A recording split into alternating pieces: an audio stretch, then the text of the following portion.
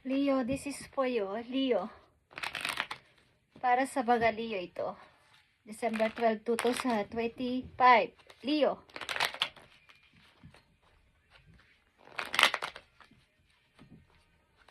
Unahin natin ninyong sitwasyon sa money. Okay, Leo. Titignan natin.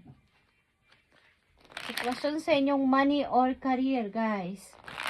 Okay, Leo. December 12, 2025. December 12. Sa inyong kaperahan. Munang ating tingnan.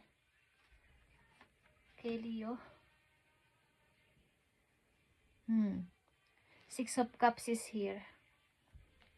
Okay. About sa inyong kaperahan, maybe kayo ay sa kasalukuyan masikreto muna. Okay. Hindi kayo tumatanggap ng message. Lalo na pag may sasabihin. Okay, takot kayo sa message. So, nananahimik ang ilan sa inyo na huwag mo nang sumagot. Ba man nagme-message, kumusta ka na, Leo? Okay, takot kayo. Baka kung anong sasabihin sa susunod, pag binuksan ninyo ang message, ano na naman ang sasabihin about sa pera. Okay, so kailangan ang pananahimik muna. The moon is here, and death is here. Okay. Something ilan sa inyo ay nagagahol sa money o nag-iisip ng paraan para ano kaya magandang gawin para magkaroon ng kalutasan ng aking pera o ang aking kaperahan. Okay, magkaroon ng kagandahan pa. Okay, nanganganib ang inyong financial ilan sa inyo. At nakakaisip kayo ng mga bagong gagawin sa buhay. New idea, something. The Chariot is here. Pag-iisip ito sa old and new. Okay? Ano kaya ang magandang gawin pagbabago para umangat man lang ako sa money? Yeah. The Sun is here ang inyong energy, Leo. Andito yung inyong kaligayahan. Happy pa din kahit ganito ang nangyayari. Okay? Sa inyong financial. At tuloy-tuloy kayo sa pagiging isang mabuting tao sa paligid. Okay, sa inyong mga nakikita o nakakasalamuha, guys, is tuloy-tuloy kahit ano pa itong nangyayari sa inyo, sa inyong kaperahan, is masaya naman kayo at cool lang. Patuloy pa rin ang inyong pakikisalamuhan ng maayos sa ibang tao kahit ganito inyong naranasan sa inyong kaperahan. May kaunti lang kayong pananahimik saglit. At ayaw nyo mag-entertain muna ng anumang o sino man tao ngayon. Okay, Leo, tingnan natin ang inyong message sa money. Okay, sa money or career ninyo, anong dapat ninyong malaman o gawin? O dapat ninyong malaman para dito sa inyong kaperahan. Guys, something nanganganib ang inyong kaperahan kaya nakakaisip o gusto nyo mag-isip ng mga bagong gagawin sa buhay para umangat-angat naman ang inyong pananalapi. At sa kabila ng ganitong klase ninyong pangangailangan o sitwasyon, ay andito ang inyong laging pag-smile. Pag-smile sa lahat at pagtulong sa lahat at pakikitungo ng maayos sa lahat. Okay. Lalo sa inyong mga mahal sa buhay. Sa inyong career o sa inyong money, tingnan natin, guys. Leo, andito ang the reveal. Consider being a system buster, entrepreneur, or teaching a better way. Okay. Sumaring ito ang new idea na dapat ninyong malaman, guys. Kung gusto ninyong tumaas ang inyong kita o kikitain pa is, maaaring kayo ay nakalinya sa pagiging isang negosyante, okay, entrepreneur ito, or magturo. Parang something teaching sa pamagitan ng parang mabubuting bagay, something speaker, or something mentor. Is maaaring nakalinya ito sa inyo para bago ninyong gagawin bukod sa inyong main job. Okay. So, limiting beliefs are blocking your abundance. Okay. Yung mga paniniwala, paglilimit nyo sa mga napapaniwalaan ninyo is parang nakakapagpa-block ng inyong pagdaloy ng pera pa. Okay. Medyo laliman nyo pa. Medyo baga dati ito yung pinapaniwalaan nyo, mas parang maging open-minded kayo sa lahat ng bagay. Kasi iba na ang henerasyon ngayon. Okay, sa ilang Leo na nandito. Medyo lawakan nyo pa inyong paunawa sa paligid sapagkat iba na ang generation ngayon. Okay, iba na yung mga paniniwala ng kabataan ngayon. So parang kung ano yung in demand, doon kayo makibagay. Huwag nyo nang ipagpilitan ng inyong paniniwala noong unang panahon, kung ano man ang edad ninyo ditong mga Leo, okay? Is iba na yung paniniwala ng mga kabataan ngayon. Okay? So, ibig ko sabihin, kung anong in demand ngayon, doon kayo mag-focus at doon uunlad ang inyong pananalapi. Makisabay kayo sa uso.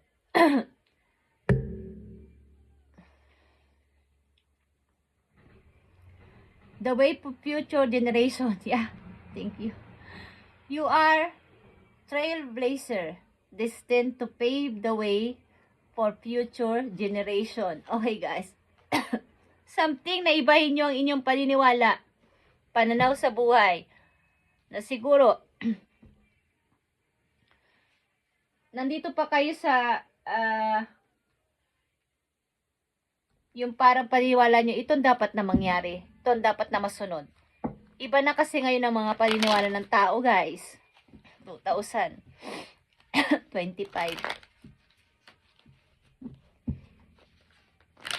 Yung mga uso sa internet, iba na din. So, makisabay kayo sa agos ng sitwasyon at paniniwala. Kung gusto ninyong mas lumaki pa ang inyong pagkakakitaan, something na may mga bagong style ngayon sa internet, okay. Kung dati, di ba, mga pocketbook, comics ba yun? Okay. Ngayon iba na. Pwede na magsulat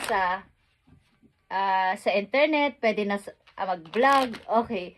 So, ganun na ang gawin ninyong, halimbawa sa sinabi ko, makipag-collab sa iba. Okay. So, lawakan nyo pa inyong, maging open-minded kayo. Sorry. Ito nakakapagpa-block sa iyong abundance kung ipagpipilitan mo ang gusto mo sa hindi na pwedeng mangyari sa panahon ngayon. Yun ang ibig ko sabihin. So, ito ang about sa inyong money. May konting pagkahigpit. Okay. Or kailangan mag-iba kayo ng ginagawa sa buhay. Pwede kayo magnegosyo, guys. Offline o online. Pwede. Sa mga Leo na nandito sa reading. Okay. Kung anong in demand ngayon, doon kayo sumunod. Is maaaring tataas ang inyong pagdaloy ng kaperahan.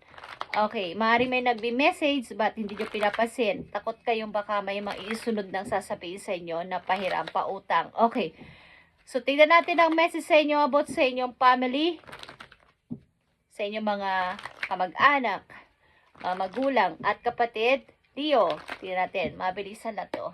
December 12, 2025 sa inyong mga kamag-anak, kapatid, or magulang. Tingnan natin, guys, ang sitwasyon. Okay, guys. So, andito naman yung pagbubuklod-buklod. Okay. Something, okay naman ang daloy ng inyong samahan sa pamilya. Okay. Something na may binabalak din ng ilan sa inyong mga kamag-anak na why not na hindi tayo magkita-kita o mag-reunion. Ten of Pentacles is here. At nandito ang Three of Wands, guys. Maaaring matagal na kayong malayo o malayo kayo sa inyong family at naghihintay kayo ng tamang timing na makita sila someday. Three of Wands is here. Knight of Wands is here. May plano kayo pero hindi pa pwede. Yeah, Knight of Pentacles. Marami kayong plano pero parang hindi pa pwedeng mangyari. Ito ay parang plano guys, sa inyong family na mabigyan ko sila ng ganito, mapuntahan ko sila, pero hanggang plano muna this time. Yeah, the Hermit is here. May mga pag-iisip kayo na sana, okay, ano kaya mangyayari sa akin o sa amin? Andito yung pag-iisip-isip na para ito sa inyong tahanan. Okay, guys? Para sa inyong pamilya. Maaaring ilan sa inyo ay nagkakaroon na ng edad at gusto ng matagal na rin kayo naghihintay ng time o ng pagkakataon na magkaroon ng katuparan ng inyong plano sa inyong family. Kaya lang hanggang plano muna this time. Okay. So, tingnan natin ang message dito, guys.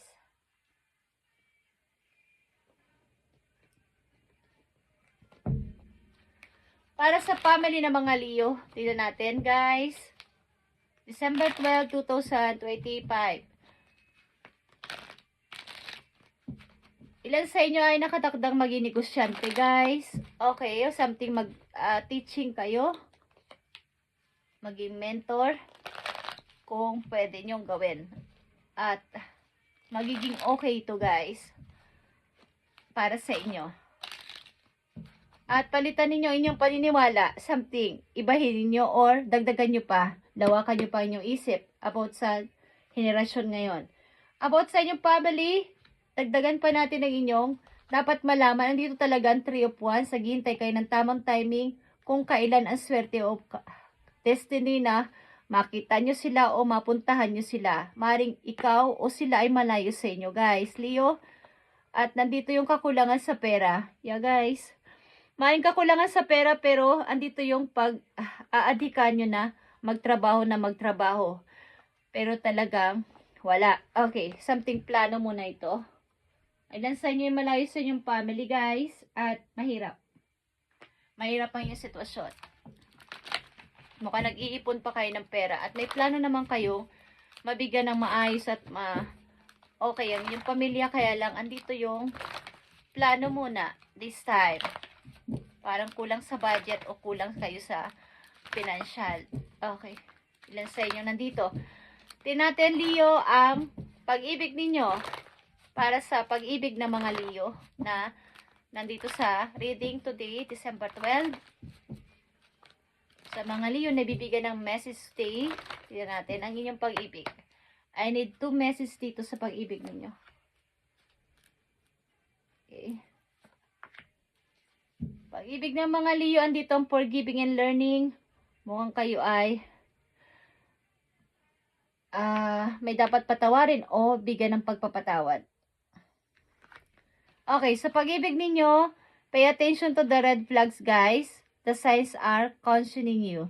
Ibig sabihin, maaaring meron sa inyo magpapaawa, like parang anghel, ang mukha o anghel magsalita, is pay attention to the red flag sa inyong pag-ibig, guys.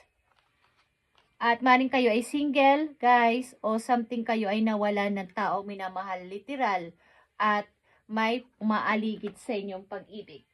So, pay attention sa inyong, sa mga nagpapapansin sa inyo na pag-ibig. Pay attention, guys.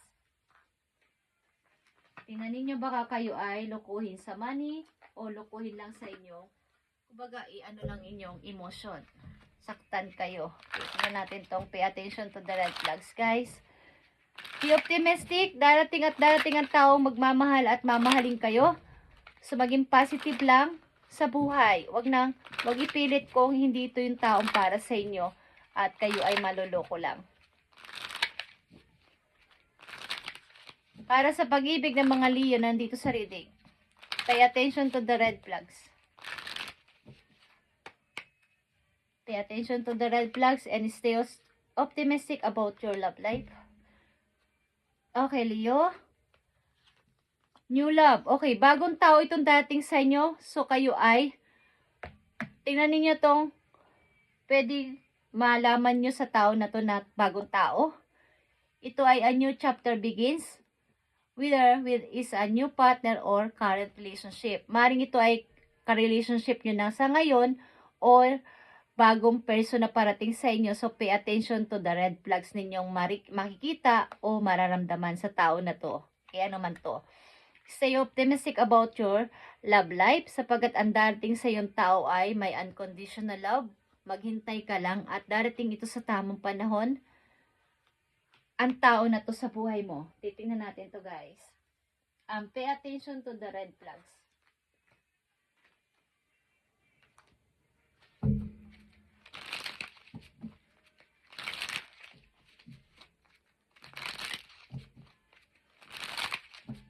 Ilan sa inyo ay matagal ng single, guys, or nawalan literal ng taong minamahal sa buhay. At maaaring kung kayo ay nanatiling single at ayaw na mag-asawa is maaaring inyong pag-ibig sa tao na to ay may unconditional. Kahit wala na siya, ay siya pa rin ang inyong mahal. Eternal. Okay. Hindi na kayo tumitingin pa sa iba. Ilan sa inyo ay mag-ingat sa inyong bago makikilalang person or karelasyon nyo na sa ngayon. Sapagkat merong red flags. Okay, ano man tong red flags na to? Tingnan natin. Guys. Ilang Leo dito ay lalaki? May makikilala kayong bago, guys. Okay. Magkakaroon kayo dito ng anxiety sa tao na to. Lagi kayong iiyak at malulungkot. Ito ang red flag na maaari ninyong malaman. Lagi kayong iiyak dito at puro worry na lang. Puro pag-aalala. Okay? Sa bago ninyong makikilala. Leo. Yeah, guys. No second chance. Maaring ang inyong love, ang ilang Leo dito ay nawalan literal at maaring wala ng tao pang pwedeng magustuhan nyo sapagkat ang pag-ibig nyo sa tao na to ay unconditional at eternal hanggang sa libingan. Okay, guys.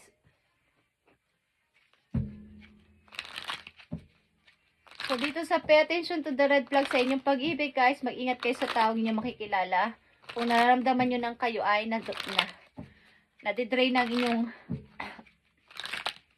kumbaga kayo laging umiiyak, masyado nang nadadamage sa inyong puso, ang inyong emotion is tigil-tigil na din, Leo, sapagkat sayang ang inyong energy dito at effort. Okay. Tingnan natin to. Pay attention to the red flags. Lalo na sa mga lalaki, Leo, na nandito. Leo. Yeah. Sapagkat itong pag-ibig na to ay parang biglang dumating sa buhay ninyo. Para kayong na starstruck. Parang having fun lang. Parang flirt. Okay, guys? Hindi pa matagal is maaaring niligawan nyo na o sinagot nyo na kagad. Maaaring ang bilis lang. Katulad ng kandilang ito. Okay, guys? Parang burning desire. Guys, okay? So, pay attention to the red flags, guys. Ito ay bago or kasalukuyan nyo ng karelasyon. Palaging ang ilan sa inyo umiiyak dito sa relasyon na to. So, ito ay red flag, guys, na kayo ay hindi dito magiging masaya. Maaring kayo ay masyado lang na naakit o something may parang biglang nangyari. Okay, guys.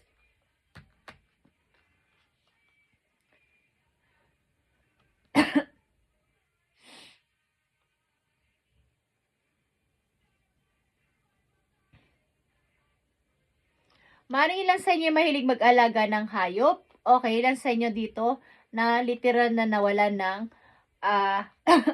ng kabiyak sa buhay is doon nyo binibigay ang inyong attention sa pag-aalaga ng mga hayop, guys. Okay, kung nawalan kayo ng inyong at mag-ingat kayo din sa paglapit ng mga tao na pwede kayong tuksuhin. Okay, sa mga nawalan ng kabiyak dito na kayo ay mahal na mahal yung tao na to kahit titira na siyang baga nawala na talaga, guys. Okay, at nanatili kayo single sapagkat mahal nyo ang person na to. Eternal. Ang inyong pag-ibig dito, may unconditional. But, maaaring may lalapit sa inyo at ito ay sinungaling. Okay? Maaaring ito ay friend nyo. Okay, guys. So, Leo, tingnan natin ang payo sa inyo, dito sa inyo, message today, December 12. Meron sa inyong darating na sa ilang Leo na lalaki dito sa reading.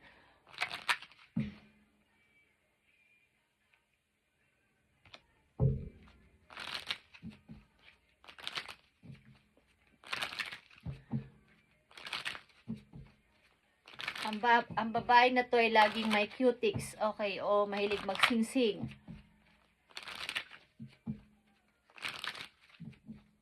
Black na cutics.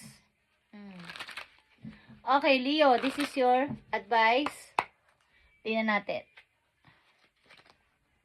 Have more faith in yourself. Be proud of how you are navigating every card ball that light through at you. Okay. Kumbaga, natuto ka sa iyo mga na-experience sa buhay. So, dapat ito, mga paparating na to sa buhay mo, sa ngayon ay napag-aralan mo na at alam mo, kaya mo na itong i-handle. Hindi ka na basta-basta matitinag dito. Ano man itong nangyayari sa iyo, lalo na kung may kinalaman dito sa iyong financial, is hindi ka na patitinag sapagkat kung ito ay dati mo nang naranasan dati at kaya mo na sambigan ng i-handle ng maayos ang sitwasyon mo sa ngayon.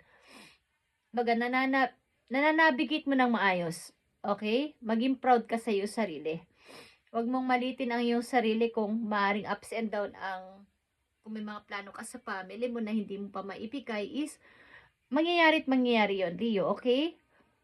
Maging inspirasyon mo yung mga naging karanasan mo sa buhay. Keep shining your light, Leo, sapagkat kahit kayo ay nakakaranas ng hirap sa buhay, ilan sa inyo nandito ay andun yung pagbangon at masaya yung pinapakitunguhan ng mga tao sa paligid. Naging mabait kayo sa lahat. Okay, kahit na pinapakita nyo pa rin na kayo ay the sun. Okay? Energy nyo ang sun at nandito ang sun kanina. Kumbaga ay pinapakita nyo at nagbibigay pa rin kayo ng saya sa kanila. Okay, Leo? Thank you and God bless sa inyo, guys. At ito ang inyong message, December 12. At last message para to sa iyong sarili. Para sa mga Leo, lawakan nyo pa inyong paniniwala at maging open-minded sa pagkat iba na henerasyon ngayon. Sabi nga nila, makisabay ka sa uso and demand. Yung yung in demand ngayon, ano yung uso ngayon. Huwag mo ipagpilitan yung gusto mo ang paniniwala mo. Iba na ang paniniwala ng mga kabataan ngayon. Okay. Leo, ito ay para sa'yo. Phoenix, how that's for a happily ever after. Ilan sa'yo nagtatanong, ano ba ang totoong happiness sa buhay?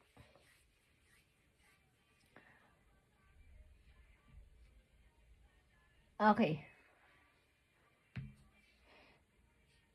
Parang ang dami nang nawala sa inyo, guys, at nagtatanong kayo pamisa-misan, paano ba o ano ba talaga ang totoong kaligayahan o saya? May gusto kayong i-close na yung page o yung page ng nangyari sa inyong buhay dati at gusto nyo magsulat ng bago. Yung totoong happiness na may isulat ninyo, yung kayo mismo magsusulat ng inyong totoong kwento na simula sa araw na to ay happy na ako. Okay. Maring din nyo to masabi kahit kanino at kayo lang nakakaalam nito, Leo. At energy nyo din tong Phoenix. Okay. Ito ay light. Keep shining your light, guys. At ikaw ay the sun. Okay, Leo? Dapat mong huwag kalimutan na ikaw yung nagbibigay ng light o ng liwanag sa ibang tao. Huwag mong pabayaan tumilim sa pamamagitan na baga sa sama na nangyari sa mga nakaraan sa buhay mo. Huwag mong kaligtaan na ikaw ay ang energy mo ay the sun. Okay, sun. Nagbibigay ng light, ng liwanag sa ibang tao. Okay? Huwag mong pabayaan na dumilim dahil lamang sa mga problema na yan. Okay? Something, gusto mong i-close ang cycle na to sa buhay mo at magsulat ng bagong page, bagong kwento ng iyong buhay. Okay? Thank you, Leo, and God bless.